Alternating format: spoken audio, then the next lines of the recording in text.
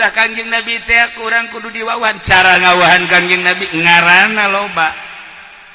Kangjeng Nabi ditaros ku salah sahiji jelema anu uni ningali Kangjeng Nabi, man ismuk, saha ngaran anjeun, padahal nyaho ka Kangjeng Nabi tapi ku taajub-taajubna, ku kasetna, gantengna, pinterna, trampilna, tangkasna, sehingga jelema harerang ditaros ai ente saha ngaran, ana Muhammad. Isukna ditanya deui, man ismuk, kudu seje, ai anjeun saha ngaran, ana Ahmad. Masyaallah kari. Isukna deui ditanya deui, man ismuk, padahal mah nyarahuan di Mekah teh. Ku taajub-taajub lah ditanya deui, ai ente saha ngaran, ana Toha. Isukna ditanya deui, man ismuk, saha anjeun teh, ana Yasin. Ya Allah. Isukna ditanya deui, man ismuk, ari ente saha ngaran, ana Al-Mahidunub. Isukna ditanya deui, man ismuk, ai ente saha ngaran, ana Al-Hasyir. Isukna ditanya deui, man ismuk, ana Ar-Rauf. Ditanya deui isukna, ana Ar-Rahim. Isukna ditanya deui, ana Siraj. Isukna aya nu deui, man ismuk, ana Munir. Ditanya deui, man ismuk, ente saha ngaran, ana Muddatsir. Aya deui nu narnya deui, man ismuk, hebat-hebat deui, ente saha ngaran, ana Muzammil. Aya deui nu nanya, man ismuk, saha sih ngaran antum, ngaran ente, ana Mudzakir. Lo baca sangaranna. Nah, lamun ngaran-ngaran Kangjeng Nabi eta urang talar, aya di jero hate, dijauh kene Kangjeng Nabi geus ngagrokeun. Woi, tertera di kalbumu ada kumisku. Ya Allah, panai urang mah lain. Di hatimu ada karung goning. Wah, Masya Allah kari. Pohara. Komodo Haji Nasir mah, di hatimu ada SPPT. Kanyahoan. Tertera ya. Ya Allah ya Rabb. Kanyahoan. Nah, Kangjeng Nabi rahmat menyorot ka urangkeun. Urang mah nyahona ngan ge Muhammad, urang mah nyahona ngan ge Ahmad, urang mah nyahona Toha, Yasin. Tuh masalah geus. Sakitu ge asal lobakeun maca sholawat ka Kangjeng Nabi Muhammad sallallahu alaihi wasallam sorangan di kamar. Ya Nabi salam alaika, ya Rasul salam alaika, ya Habib salam alaika, salawatullah alaika. Sorangan di kamar. Urang mah daek maca kos kitu aya cau. Nu kadeulekan lain Kangjeng Nabi cau. Mun cauna gede ya Nabi salamna kencang. Ya Nabi salam. Lamun cauna cau emas nu kadake. Ya Nabi salam. Kok maji pendi malah mun sueunan naonan mun mah heuai bae. Cak Kangjeng Nabi tolol teh budak. Iya, itu Kangjeng Nabi lagi urusan dulu ke widara. Masya Allah. Nah, lobakeun maca sholawat ka Kangjeng Nabi sapoe sapeting 4444. Ya Allah. Lamun teu bisa 4444, 444. 44. Masih lobakeun. Atuh dasar siapa kudu disukurkeun ka sumur parem. 44 teu kuat, Masya Allah. Ngajual karung mah mun 40 ya. Geus kieu bae lakunya cuma 40 dai hari ini. Udah hari ini jangan makan ya dai ya. Ayo baca sholawat 40 teu kuat. Ya Allah ya Rabb. Masya Allah.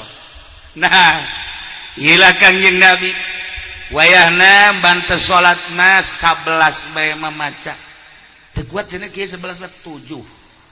Asal 7 ge cenah teu kuat 3. Asal cenah 3 ge teu Aisyah hayang naon sih sebenarnya. Ya Allah ya Rabb, baca sholawat nu urang resep. Allahumma sholli ala sayyidina Muhammad wa ala ali sayyidina Muhammad. Cukup. Arada yang panjang eta bae cenah sok dibaca dina salat ngaranna sholawat Ibrahim. Allahumma sholli ala sayyidina Muhammad wa ala sayyidina Muhammad kama shallaita ala sayyidina Ibrahim wa ala sayyidina sampai fil alamin innaka Hamidum. Atas pendek tingjen tamu kieu mah atuh eta terus sok dibaca urang yang ngaji Allahumma sholli ala. Coba ayo. Oh kabecus budak.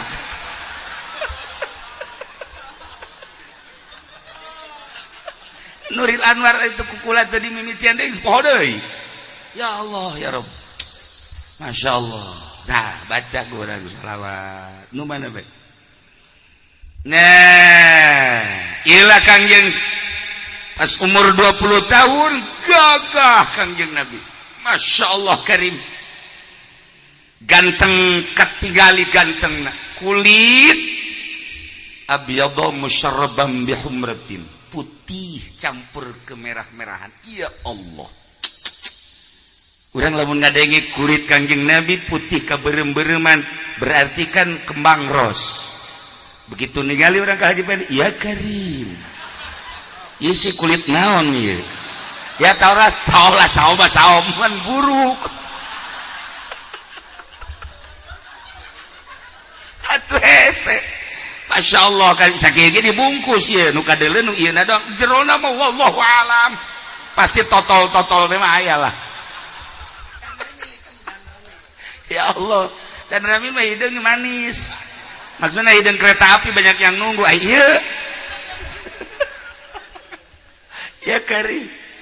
Nah ieu kulit Kangjeng Nabi saya sajaritakeun anu mantap ditiru ge ku awewe geus dipulas-pulas eta nurutan hayang akur jeung kulit Kangjeng dipulas mimiti kuno hideung heula ditambahan kuno koneng geus gulag-gileg da hareupeun kaca ya Allah tambahan kuno beureum beureum teuing ku ari ku ungu kaluar teh jadi Persita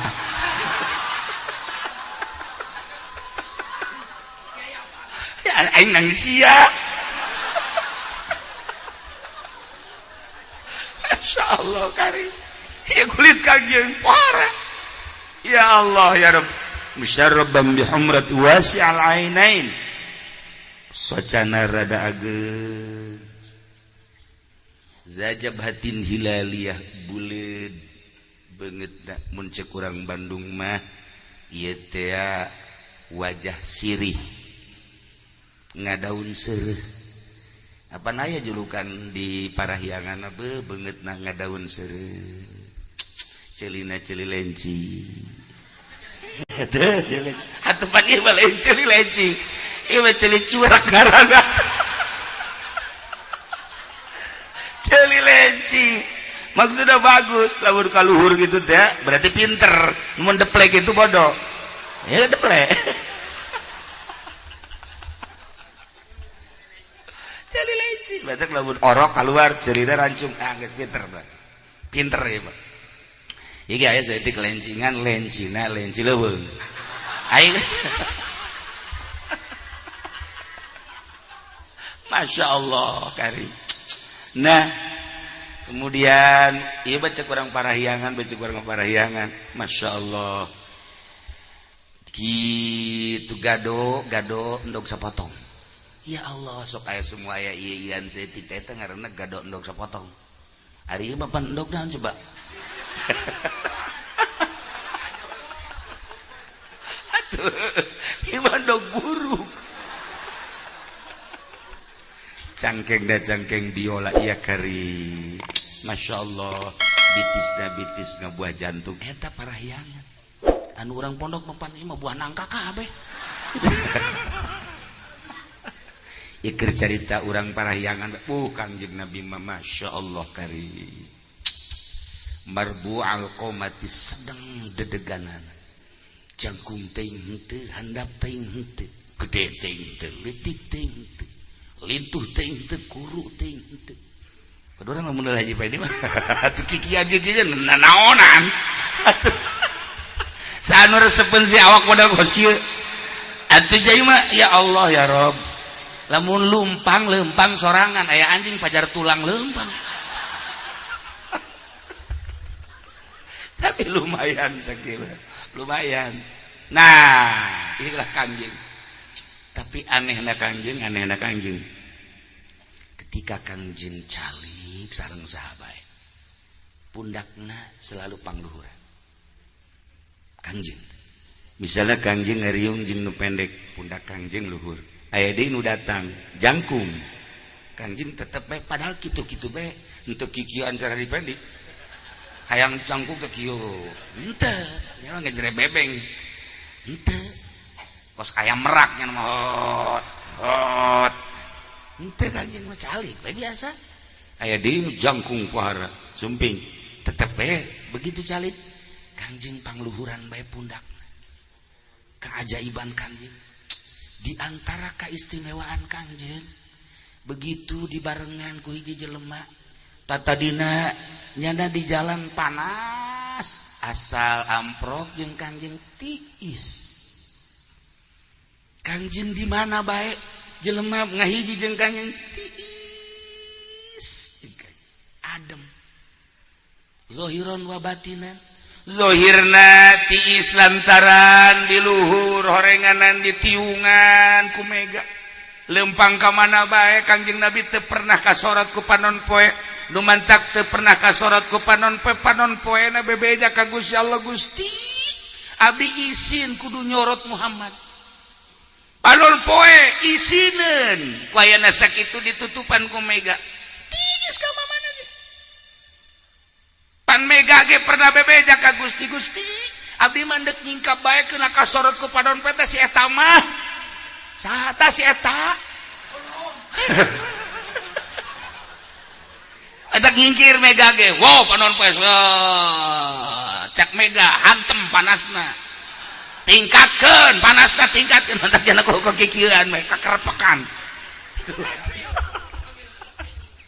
Kangjeng mah mungkin panon poe nyorot ka Kang Iskin ya Allah ya Rabb malam ieu urang teh keur ngarayakeun eta afdalul makhluqat masyaallah bandingkeun jeung Kangjeng Nabi jeung malaikat Jibril masih muliaan Kangjeng Nabi pohara ieu malam ieu manya urang teh ka sorga lah insyaallah lah ka sorga kajen kumaha ge kula masuk inget Siti Suhaibah bae jariah Abu Lahab begitu Kangjeng Nabi lahir ku bungah-bungahna manehanana kan nyusuhan Suhaibah teh begitu balik ka Abu Lahab teh si mana maneh Suhaibah oh tas nyusuhan Muhammad emang geus lahir wah eta teh alok kaula cek Abi Lahab mana nyusuhan sok susuhan ka ditu bunga biasa cek Abu Lahab bunga kula luar biasa begitu balik deui Suhaibah ka dinya Suhaibah lantaran maneh nyusuhan ka alok kaula nu ngaran Muhammad wah ieu detik ieu maneh merdeka dimerdekakeun langsung ku Abu Lahab ku bunga-bungahna Abu Lahab lahir alokna kacaritakeun di akhirat Abu Lahab disiksa lantaran nyanakeun teu iman ka Allah teu iman ka Kangjeng Rasul teu iman nya Abu Lahab teh kapan adina Abdullah Kangjeng Nabi teh putra Abdullah boga adi ngaranna Abu Lahab boga adi deui ngaranna Hamzah Kangjeng Nabi mamang ka Abu Lahab teu iman Abu Thalib mamang sarua bae teu iman ka Kangjeng Nabi mandak aya dina Al-Qur'an tabbat yada abi lahabiu ma watab ulah kitu atuh tabbat yada abi lahabiu watab terus coba catat dah ente apal tabbat yada abi lahabiu watab ma aghna anhu maluhu wa ma terus sayaos eta bae orang mah saya uslana nyana saya nah iyalah Abu Lahab geus ke di neraka Abu Lahab aya kamodelan kumaha kamodelan anak ketika poe Senen mun carita aya poe mah Abu Lahab ku bungah-bungahna waktu lahir Kangjeng poe Senen di akhirat Kang Abu Lahab ditiiskeun di neraka ngagolotrokna karasana tiis model bahkan diangkat siksa kaolna ngan seukur sadikah kidong tasa kengkeongan tapi tiis eta ku bunga alokna nu ngaran Muhammad lahir di akhirat teu iman dibere tiis atuh komo urang iman ka Kangjeng ih atuh komo urang ka Kangjeng sanajan ka neraka tiis lah atuh tuh kena naon teh kena ka neraka ieu mah serah tuh serah kajeun ka neraka ulah dai urang mah tetep surga dai bapak lu mah biarin ke neraka kata ya Allah tuh kan pohara sakitu teu iman tiis atuh komo urang tinggal ningkatkeun keyakinan urang ka Allah jeung ka Kangjeng Rasulullah dengan cara lobakeun maca sholawat geus pokona mah Kangjeng Nabi kan nangtung ketika urang ditimbang amal Kangjeng Nabi nangtung di tengah-tengah timbangan ende maju imbang amal salat teu husuk trek zakat tilok trek bohong osok oplos barang geus ieu kieu bae mah kakenca teu daekeun ka katu teu daekeun cek malaikat ih mah tuh kudu ka neraka cek Kangjeng kela ke ditanya iya kan Haji Pendi mumun osok muludan kan wih atuh osok abdi Masya Allah osok pisan tuan sok macaya Nabi salam ikhlas apa ente sih setengah lah Kangjeng tenang penyelamat Kangjeng teh bakal dibere syafaatil uzma teh hartina pitulung anu gede nu teu dibikeun ka nabi-nabi nu sejen iwal ti Kangjeng Nabi urang ai jelema nu puguh mah waliullah teu kudu ditulungan jadi bisa ka surga sorangan ai kitu mah solihin atuh teu kudu ditulungan lain haji solihin beusi ke aing tah solihin tah beusi kitu lain solihin mah jadi bisa ka surga sorangan ahli ibadah mah bisa ka surga sorangan nyana langsung ka surga ari ieu syafaat jang saha jang anu disna ka neraka tah disapaatan ku Kangjeng nu penting iman iyalah urang bungahna boro-boro umat Kangjeng Nabi na boro-boro umat Kangjeng Nabi Isa berikut Kangjeng Nabi Isa laporan ka Kangjeng Nabi urang umat Kangjeng Nabi Musa berikut Kangjeng Nabi Musa na laporan umat Kangjeng Nabi Ibrahim berikut Kangjeng Nabi Ibrahim laporan Masya Allah karim kulah sok ngadengewe di Haji Pendi Nabi lulumpatan eta ai subuh teh kulah sok ngadengewe teh sora sajore amat lulumpatan tah minta pertulungan coba cak Haji PDK Nabi elut pun Nabi elut hese coba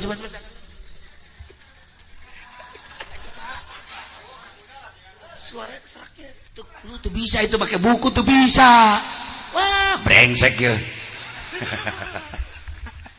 nah iyalah para jamaah kaum muslimin wal muslimat rahimakumullah untung urang jadi umat Kangjeng Nabi urang nah kagagahan Kangjeng emang kumaha kagagahan Kangjeng tembongna ketika di Mekah aya jawara geledegan ngaranna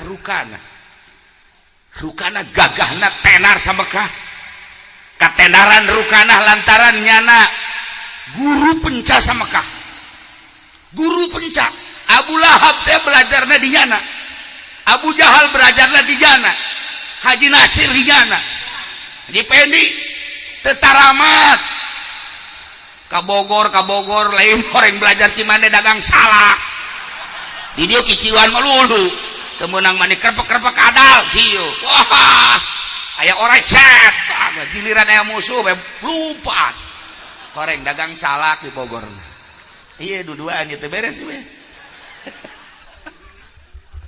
tapi lumayan yang nyingsinan kadal we mah golok panjang biasa cabut pendek golok panjang udah ge sieun euy mah Haji Pendek golok panjang amat ieu masyaallah sajengkal jadi itu tukang tipu maka golok-golok pakai nipu lain dagang bae jelema nipu lain kawe bae nipu lain ke pemerintah bae nipu golok pakai nipu ieu jelemana saruana jeung si Haji Nasir kula geus sakit hebat hati golok masyaallah kula kan osok didele-dele golai buatan mana golok yuk maksudnya paranti kalapa apa ke suluh apa paranti gelut kan kanyawan orang dicabut ya set inna lillahi wa inna ilaihi raji'un potong si Rukana gagahna luar biasa lantaran Mekah mah dikuasai ku jana kagagahanana jangkung gede jelemana pas amprok jeung Kangjeng masyaallah digang nu hese lumpat cakru karamad aing keheul ka dia dikerumuni manusia disegani manusia dipakai karesep ku manusia dek lompat ke mana dia pernah karangkas Nas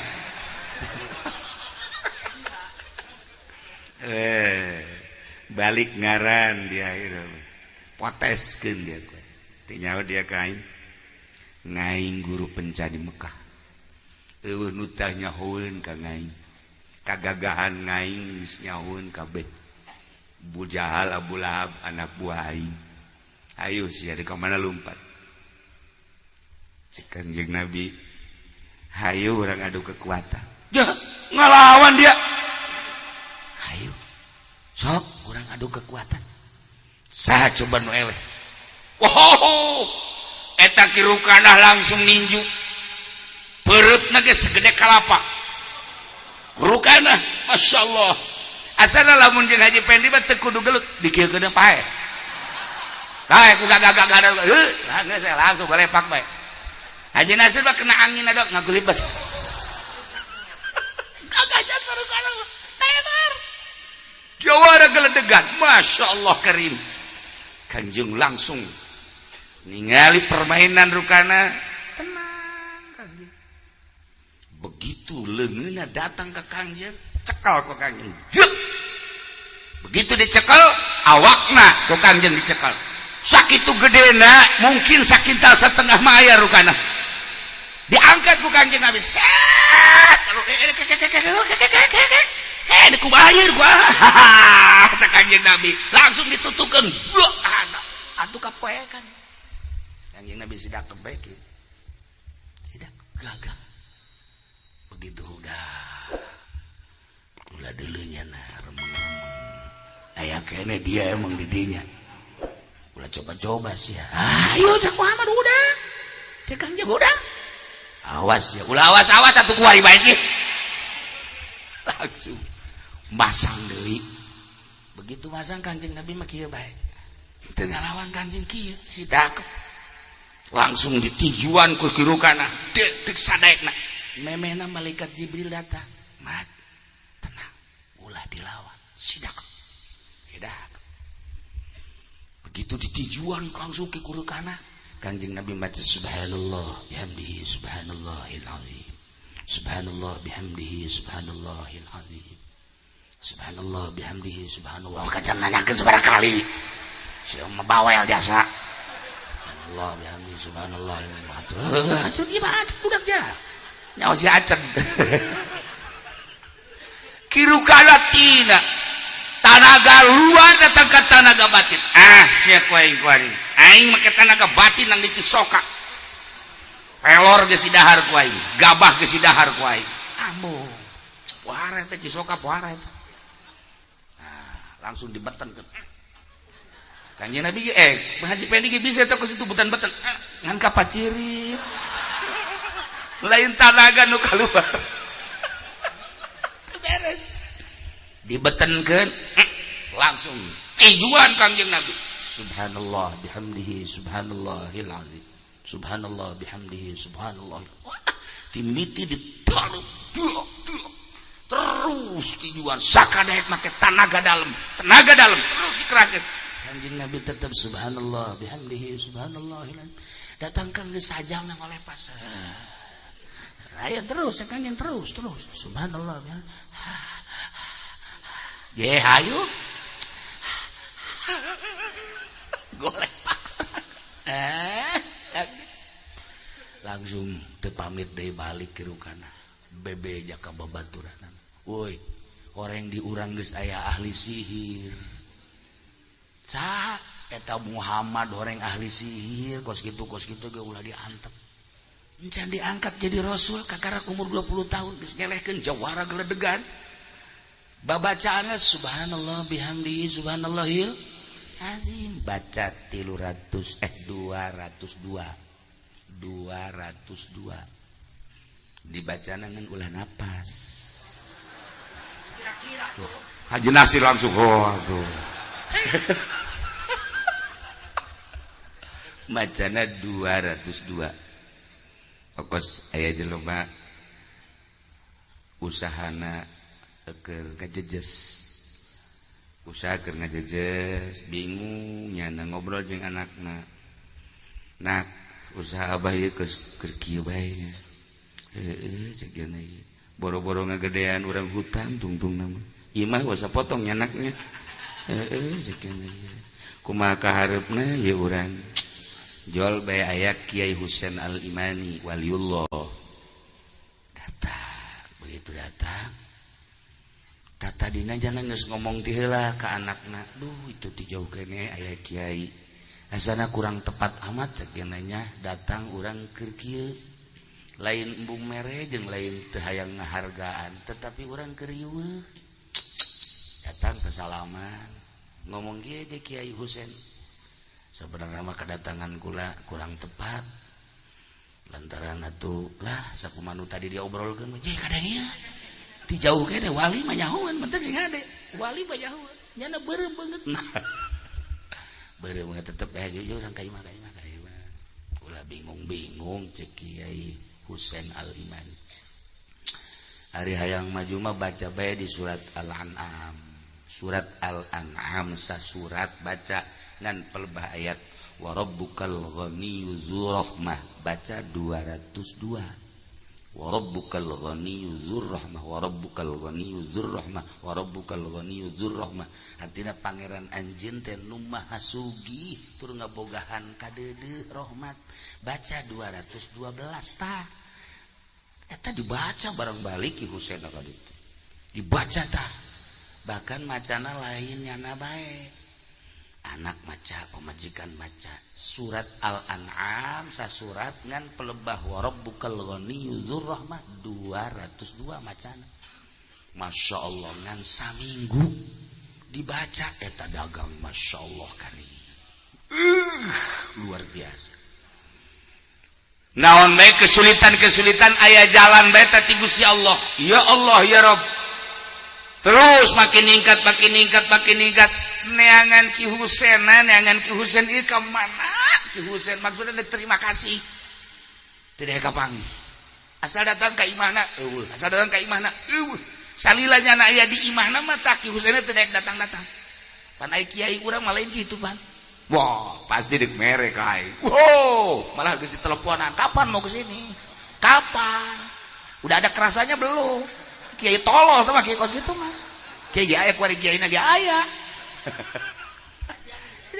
kiai asli embung dibere jalainannya nang Allah ayatna ge ayat nu Allah nu macana ge nyana atuh geus dipasrahkeun ka Allah teu daekeun ka panggih nah eta ayat lain sambarangan baca mantap make aturan 202 ieu mah keur nyaritakeun 202 tah subhanallah bihamdi subhanallah 202 sarua jeung ayat eta wa rabbukal ghaniyyu dzur rahmah masyaallah karim sok kukuna diijazahkeun ka kabeh bisa aya kesulitan perdagangan ya khususna ieu nya tapi ingat engke ka ditu mah sapi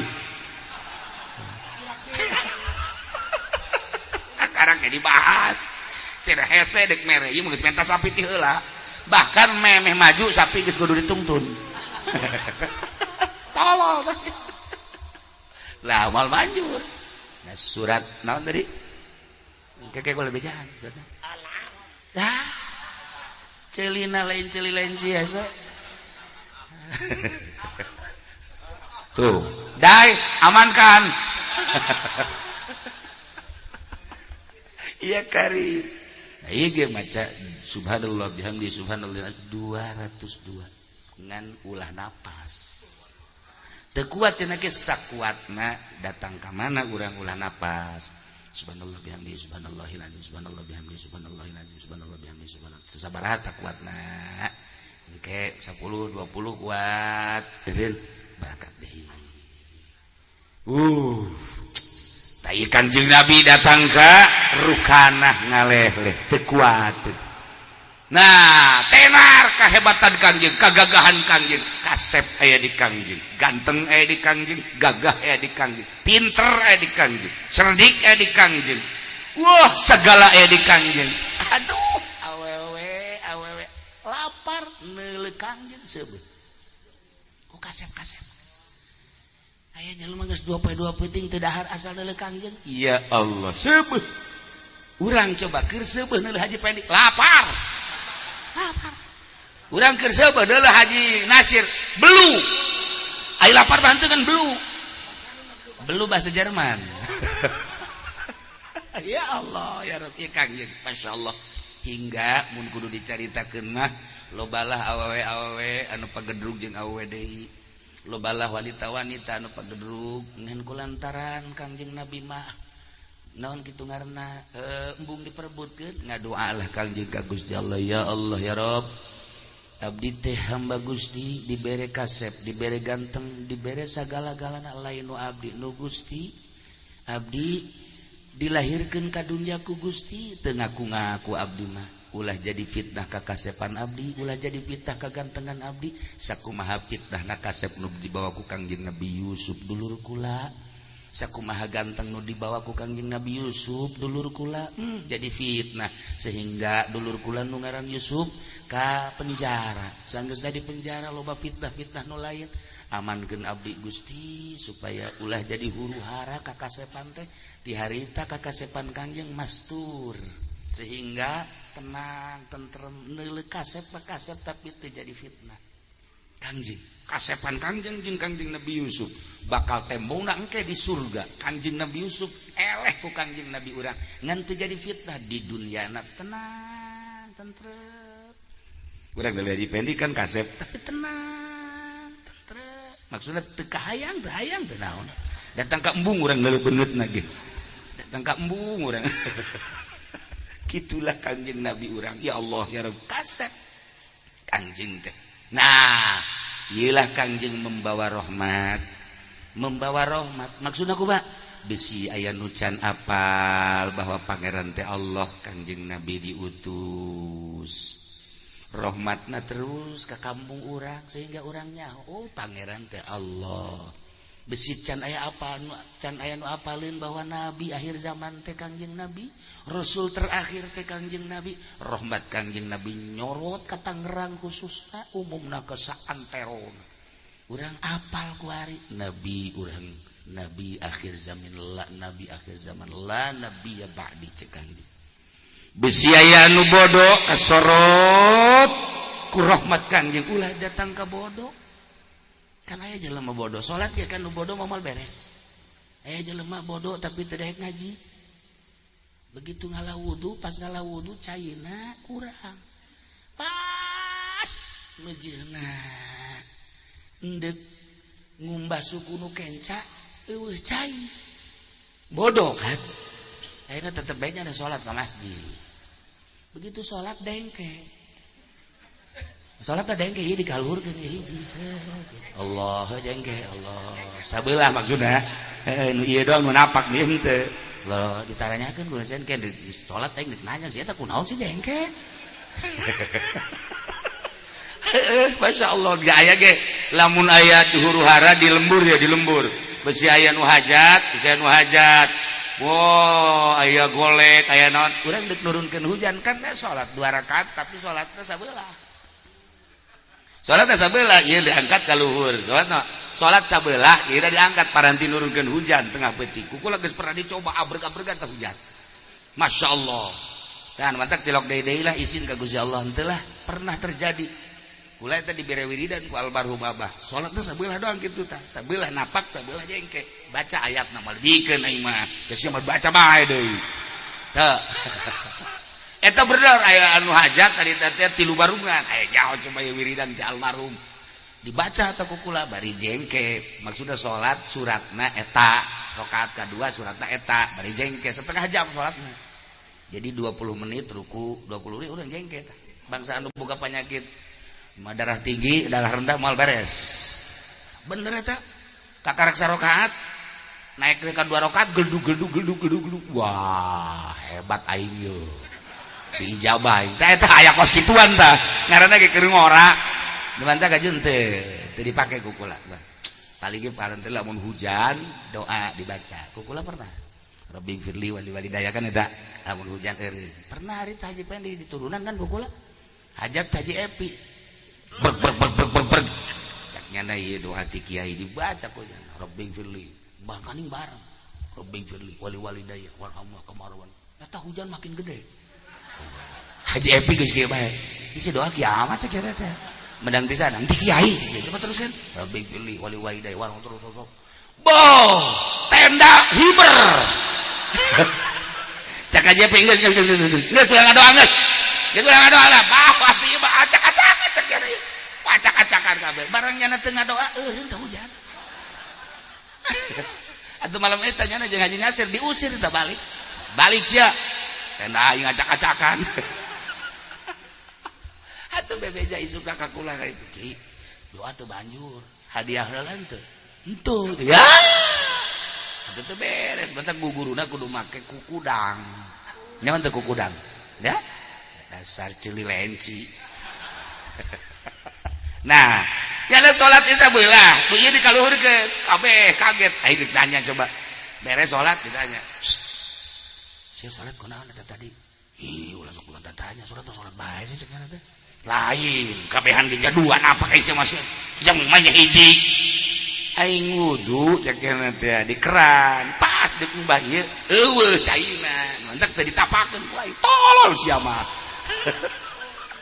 eta karana bodoh supaya kasorot ulah bodoh bae ieu lah rahmat Kanjeng nyorot set atuh bebeja sia kasaha tah mantek aya rahmat Allah masyaallah ulah bodoh-bodoh teuing kos aya deui nu bodoh jelema